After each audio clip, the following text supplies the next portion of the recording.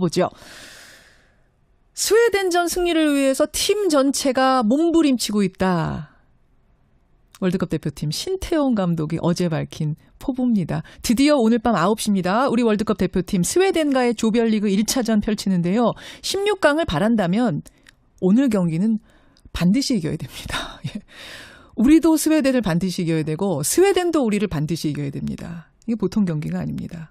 예, 참 강해도 너무 강한 두 팀, 독일과 멕시코가 뒤에 줄줄이 기다리고 있는 이런 상태인데요. 러시아 현지 연결을 해보겠습니다. KBS 축구 해설을 하러 가 계신 분이세요. 한준희 해설위원 연결을 해보죠. 한준희 위원님, 안녕하세요. 네, 안녕하십니까. 몇 시간 전에 끝난 독일 대 멕시코전. 아니, 멕시코 잘하는 팀인 줄 알았습니다만 원래 이 정도였어요? 제가 최근 몇 년 동안 굉장히 많은 멕시코의 경기를 관찰을 해왔습니다만 예. 그 어느 때보다도 밸런스가 있고 조직력이 좋았던 경기를 펼쳐보였고요. 예. 반면에 독일은 강력한 우승 후보로 지목이 되기는 했지만 사실은 잠재적인 문제점들이 약간은 있었는데 그러한 약점들이 이번 첫 경기에서 상당히 많이 터져나왔던 것 같습니다. 예를 들면 어떤 부분이 그 잠재적인 약점입니까, 독일의? 독일 대표팀은 사실은 비슷한 형태의 전술, 비슷한 선수들로서 장기간 계속 잘해왔거든요. 예. 그런데 어떻게 보면 이것이 약간 팀의 보수적인 경향이 강해지면서 뭔가 새로운 분위기, 새로운 신무기를 받아들이는 데 있어서는 약간은 좀 미진했던 경기가 됐는데 예. 그럼에도 불구하고 우리가 또 명심해야 될 것 한 가지는 예. 독일은 대회가 진행될수록 점점 더 그렇죠. 좋아질 수도 있는 팀이기 때문에 예. 우리와의 경기에서까지 독일이 이러한 경기력을 그대로 지속시킨다는 것은 또 보장이 없는 이야기이기는 합니다. 그렇죠. 지난밤 경기는 멕시코가 1대0으로 이겼습니다. 이게 우리한테는 어떻게 득인 건가요? 실인 건가요? 어떻게 되는 겁니까? 독일은 사실은 첫 경기부터 이기는 흐름으로 조 1위를 조기에 확정짓고 싶었겠습니다만 예. 지금 더 실수하게 되면은 조별리그 통과도 장담할 수 없는 그런 상황으로 몰릴 수도 있거든요. 예. 그래서 독일의 입장에서는 이제 최선을 다해야 되는 상황이 된 것이 사실입니다. 우리로서는 이렇게 좋은 상황은 아니네요. 독일이 짓게. 그렇죠. 그렇죠. 자, 우리 대표팀 이런 상황에서 오늘 1차전 스웨덴과 치릅니다. 영상으로 보기에, 사진으로 보기에는 표정이 좋아 보이던데 분위기 어떤가요? 우리 선수들이 그래도 담담하게 준비를 잘 하고 있는 것처럼 보이고요. 기성용 선수가 이제 공식 기자회견을 했습니다만 우리 대표팀이 오히려 스웨덴보다도 월드컵에 대한 경험이 많다. 사실 스웨덴이 지난 2010 남아공 월드컵과 2014 브라질 월드컵에 나오지 못했던 팀이기 때문에 우리 선수들의 월드컵 경험이 스웨덴 선수들보다 많다는 것을 강조를 하면서 많은 관중들 앞에서도 우리 선수들이 주눅들지 않을 준비가 돼 있다는 것을 또 기성용 선수가 피력을 했는데 저는 상당히 괜찮았던 인터뷰라고 생각을 합니다. 스웨덴 팀 분위기는 어떤지 좀 전해지나요? 워낙에 우리와 스웨덴이 지금 계속 첩보전 내지는 신경전을 방불케 할 만큼 계속 서로의 전력을 감추는 그러한 것들이 있어왔기 때문에 스웨덴에 대해서는 우리가 지금 정확히 파악할 수는 없지만 사실 스웨덴이 나올 선수들, 스웨덴이 나올 전술은 어느 정도 결정이 되어 있습니다. 그래서 스웨덴에 대한 분석은 우리가 충분히 하기에 부족함이 없다는 생각입니다. 지금 우리나 스웨덴이나 이 경기, 오늘 경기를 꼭 이겨야 되는 거 맞죠? 그렇습니다. 멕시코가 이미 독일을 꺾었고 멕시코의 전력이 오히려 우리의 예상보다 더 강한 것으로 지금 나타나 있기 때문에 우리와 스웨덴 가운데 누군가 첫 경기에서 실족을 하게 된다면 그 팀의 16강 진출 가능성은 그야말로 급전직하할 수밖에 없는 상황이거든요. 그래요. 근데 우리나라는 말씀하신 것처럼 피파 랭킹 57위, 스웨덴은 24위. 객관적인 전력 차이는 납니다. 그래서 과연 이 스웨덴을 맞아서 어떤 전술을 지금 신태용 감독이 구상하고 있을까? 이게 궁금한데 아직은 완전 비밀이에요. 신태용 감독은 마지막 기자회견 순간까지도 우리가 어떤 전술을 활용할 것인지에 대해서 지금 감추고 있는데 가장 우리가 이제 주목해야 될 대목은 우리가 과연 4백을 쓸 것인가 3백을 쓸 것인가가 가장 설왕설래가 되어 왔는데 이제 사실 4백을 쓰든지 3백을 쓰든지 간에 결국 우리에게 중요한 것은 주변 동료들을 위해서 얼마나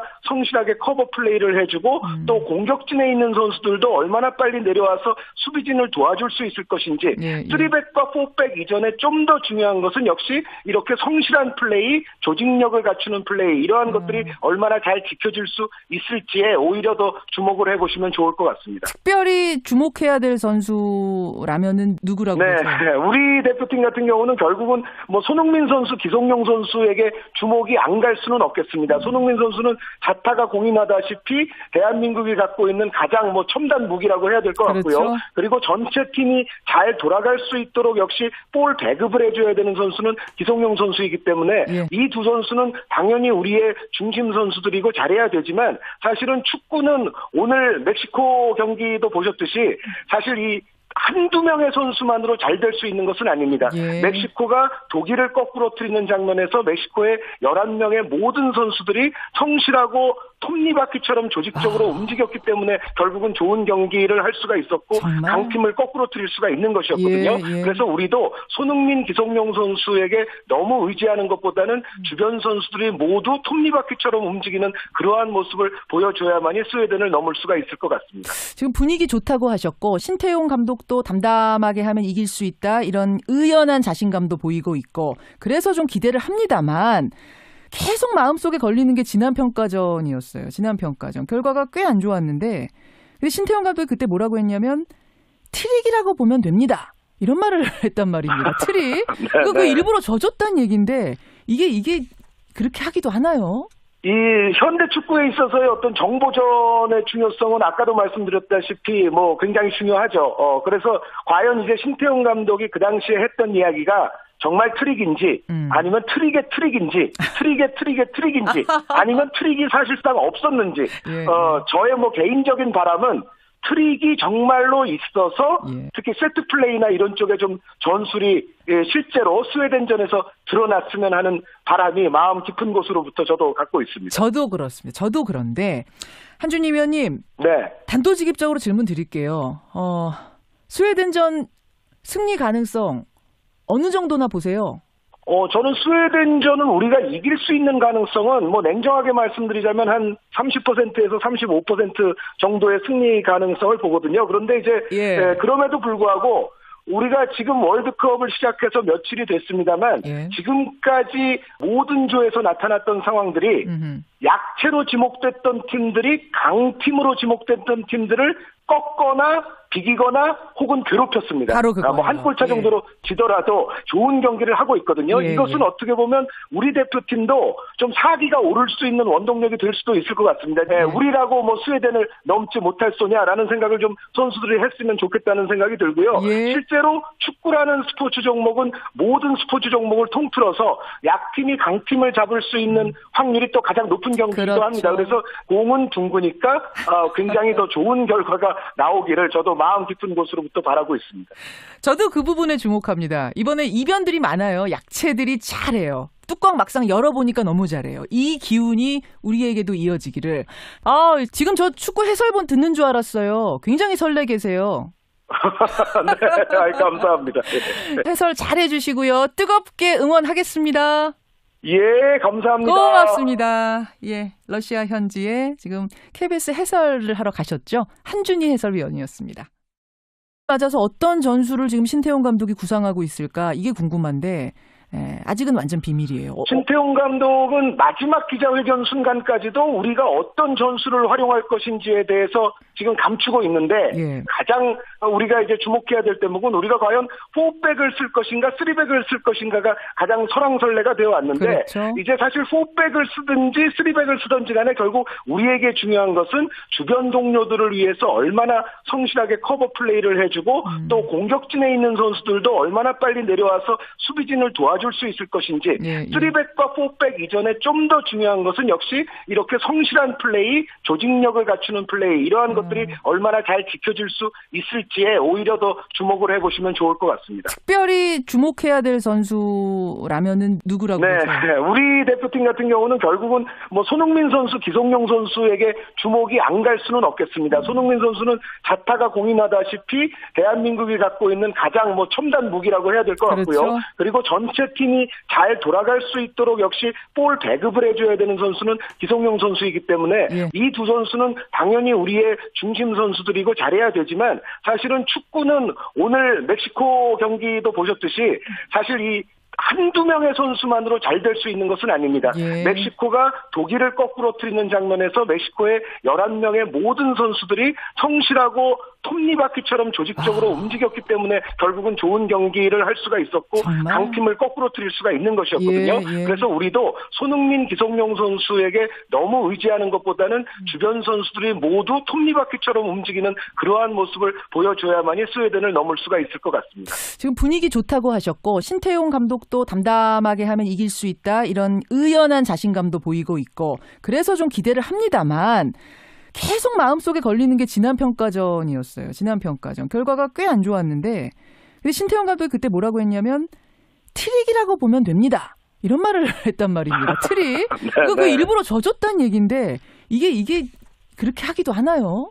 이 현대 축구에 있어서의 어떤 정보전의 중요성은 아까도 말씀드렸다시피 뭐 굉장히 중요하죠. 그래서 과연 이제 신태용 감독이 그 당시에 했던 이야기가 정말 트릭인지 아니면 트릭의 트릭인지 아니면 트릭이 사실상 없었는지 저의 뭐 개인적인 바람은 트릭이 정말로 있어서 특히 세트 플레이나 이런 쪽에 좀 전술이 실제로 스웨덴전에서 드러났으면 하는 바람이 마음 깊은 곳으로부터 저도 갖고 있습니다. 보다도 월드컵에 대한 경험이 많다. 사실 스웨덴이 지난 2010 남아공 월드컵과 2014 브라질 월드컵에 나오지 못했던 팀이기 때문에 우리 선수들의 월드컵 경험이 스웨덴 선수들보다 많다는 것을 강조를 하면서 많은 관중들 앞에서도 우리 선수들이 주눅들지 않을 준비가 돼 있다는 것을 또 기성용 선수가 피력을 했는데 저는 상당히 괜찮았던 인터뷰라고 생각을 합니다. 스웨덴 팀 분위기는 어떤지 좀 전해지나요? 워낙에 우리와 스웨덴이 지금 계속 첩보전 내지는 신경전을 방불케 할 만큼 계속 서로의 전력을 감추는 그러한 것들이 있어 왔기 때문에 스웨덴에 대해서는 우리가 지금 정확히 파악할 수는 없지만 사실 스웨덴이 나올 선수들, 스웨덴이 나올 전술은 어느 정도 결정이 되어 있습니다. 그래서 스웨덴에 대한 분석은 우리가 충분히 하기에 부족함이 없다는 생각입니다.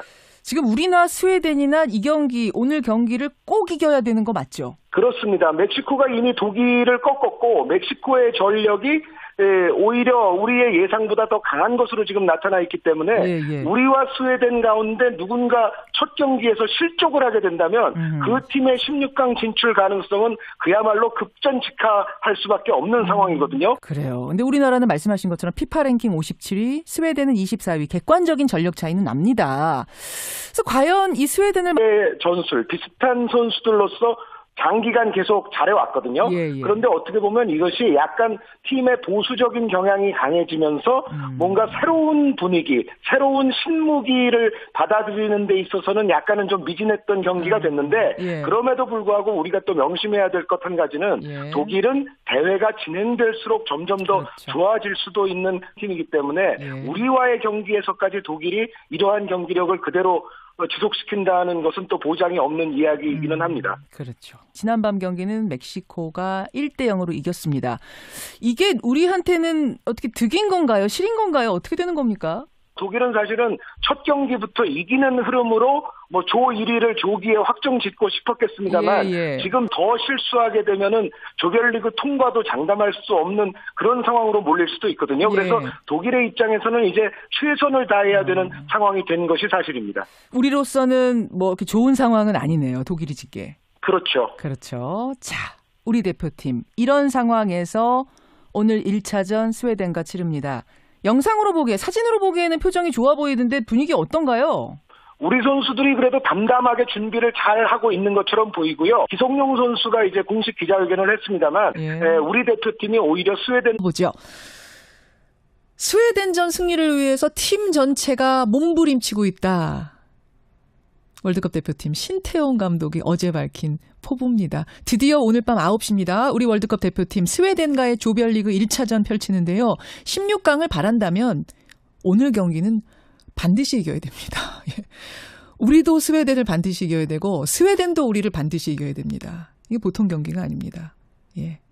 참 강해도 너무 강한 두 팀, 독일과 멕시코가 뒤에 줄줄이 기다리고 있는 이런 상태인데요. 러시아 현지 연결을 해보겠습니다. KBS 축구 해설을 하러 가 계신 분이세요. 한준희 해설위원 연결을 해보죠. 한준희 위원님, 안녕하세요. 네, 안녕하십니까. 몇 시간 전에 끝난 독일 대 멕시코전. 아니 뭐 멕시코 잘하는 팀인 줄 알았습니다만 원래 이 정도였어요? 제가 최근 몇 년 동안 굉장히 많은 멕시코의 경기를 관찰을 해왔습니다만 예. 그 어느 때보다도 밸런스가 있고 조직력이 좋았던 경기를 펼쳐 보였고요. 예. 반면에 독일은 뭐 강력한 우승 후보로 지목이 되기는 했지만 사실은 잠재적인 문제점들이 약간은 있었는데 그러한 약점들이 이번 첫 경기에서 상당히 많이 터져 나왔던 것 같습니다. 예를 들면 어떤 부분이 그 잠재적인 약점입니까, 독일의? 독일 대표팀은 사실은 비슷한 형태의